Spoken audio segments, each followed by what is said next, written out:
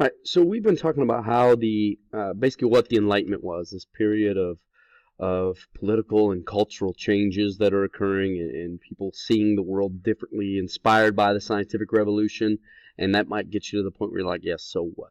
All right, well, this is the so what. All right, the reason why we learn about these things because our nation's created off these ideas. All right, the whole fact that two of the more significant revolutions that have ever occurred in history occurred as a result of this. All right, and so we want to understand and we want to be able to make connections between the Enlightenment and revolution. All right, the American Revolution is what we're going to focus on now. The next video will be the French Revolution. And so the American Revolution is going to start out. You guys should know this. Obviously, the original 13 colonies. This isn't anything new. Basically, in 1750, there were about 1 million people in the 13 colonies. All right, and they're starting to have some rumblings that they think that they should have more say in their government. But then some things are going to start happening, and this is going to happen over a period of time where the government is going to start, the British government, obviously we're colonies of Britain, they're going to start taking away some of our freedoms. They're going to start acting without our discretion. Some of the things that they're going to do we'll go over. All right, so one of the things that's going to happen is there's going to be a 7 years war. Sometimes we study this. It's called the French and Indian War, where we're actually fighting the French and the Indians. It's not between the French and the Indians, which is weird. But historically, it's often referred to as the 7 Years' War. But basically, the English show up. They help us fight off the French and the Indians so we can have claim to our territory. But part of the aftermath of that war was that King George said you cannot move past this line right here, the Proclamation Line of 1763. All right, and the colonists were mad about that. They wanted to expand westward, and they didn't want to be told what to do. All right, so the outcome of the event was they set up this proclamation line, prevented the colonists from moving further. The British then, because they came over to help the colonists, they came over to help fight off the French. They thought, well, hey, since we're over here fighting for you, we racked up some war debt.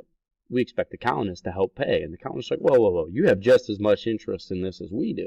All right. So just to give you some historical background as to what's going on, why all of a sudden there was a revolution that took place in America and how this is going to connect to the Enlightenment. All right. Excuse me. If you look at your notes, it's going to say 3 grievances, all right, meaning problems that the American colonists had with the British government. All right. So that's where we're going to pick up. All right. 1, they're told they can't expand west. 2, they're expected to help pay. Well, how are they expected to help pay? Well, the British government is going to say, well, hey, we helped fight in this war. You need to pay for it. We're not going to pay for it. So this kind of like the big brother, little brother. Like, hey, mom tells you to do the dishes. If you're the big brother, you look to your little brother, you're like, hey, do the dishes or I'm going to beat you up. And so they're kind of passing this on to the little brother, and the colonists are like, whoa, I've been working out here. I'm a little stronger than that now. I'm not just going to take this lying down. Excuse me. And so the Stamp Act is going to be imposed. That's basically, these are just various taxes on anything that is printed. The colonists are infuriated by this because, once again, they're just being told. They're not having a voice. They're not having a discussion. They're just like, hey, you're going to pay a tax on this because we said. And they're like, we got 1 million people here. Like, we're not just going to let you 3,000 miles away tell us what to do without us having a say. You can kind of see the Enlightenment kicking in at this point. All right. And so the Stamp Act is going to infuriate them. Basically, they have to pay a tax, extra money on anything that's printed. So they're going to start boycotting that. The Townshend Acts, this is obviously a really quick recap of the American Revolution. All right. I'm not going to go over all this because, frankly, we need to know what the problem was. And so there's a lot of bad blood brewing. You get the idea. Essentially, the British government is levying taxes without giving the colonists representation, without giving them a voice. Eventually, it's going to get to the point where, the Boston Tea Party, a lot of you know that, they put a tax on this tea, and so they start to dump the British tea in the harbor in response to that. And it gets to a point where it just becomes too much. All right, and then in response to the Boston Tea Party, they close Boston Porter. They make you quarter soldiers, meaning they make it a law that you have to allow soldiers to live in your home. All right.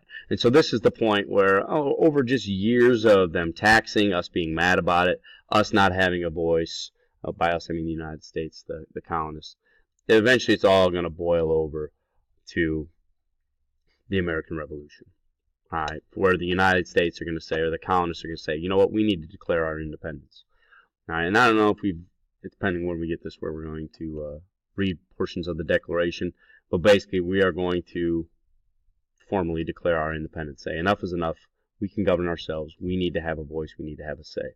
All right, so we want to get to how did that Enlightenment inspire? Well, once again, we're being taxed without representation. We feel like our rights are being taken away from us. We're being forced to house soldiers. We're being forced to, the government just keeps taxing and keeps treating us unfairly. And Locke and Rousseau that idea of a social contract where, hey, the government's job is to protect its citizens and to rule. But however, if they void that contract, they start taking away our basic rights, then we need to get that contract is void. We need to get ourselves a new government. All right. They're being taxed without representation. The people are not having a voice. They're not having any say. They felt their individual rights were being taken away. All right. The Locke and Rousseau, the idea that people can and should govern themselves. These are all ideas that really inspired the American colonists to revolt against the British. All right, and that's where you're going to put here 3 Enlightenment ideas that caused them to rebel. All right, and so the 3 reasons, once again, that idea of a social contract is being broken. The government is taking away their rights. They felt that their individual rights were being taken away. They were being taxed unfairly. They were being treated unjustly. And they, Locke and Rousseau said, if you're being treated unjustly, get yourself a new contract, get yourself a new government. Because it's a contract. It's a two-way street. We allow the government to rule as long as the government treats us justly. If the government is unjust, get a new government. The idea that people can and should govern themselves. The idea that natural rights were being taken away. These, once again, natural rights are rights everybody has at birth. And then the other ideas that you're going to see pop in are going to be the Montesquieu's idea of separation of powers. That's going to be the framework for our Constitution. We've talked about that. And so our whole government, the whole founding of our nation, our government, our Constitution, the way our government functions is 100% based off Enlightenment ideas. Within the Declaration, Thomas Jefferson, his ideas that he writes about, they aren't his ideas, they're John Locke's ideas. He wrote them 100 years before. He just stole them and reworded them slightly. It's before they had a plagiarism checker, so he didn't get in trouble for it. But basically, the whole concept of America becoming a nation came about because of the European Enlightenment.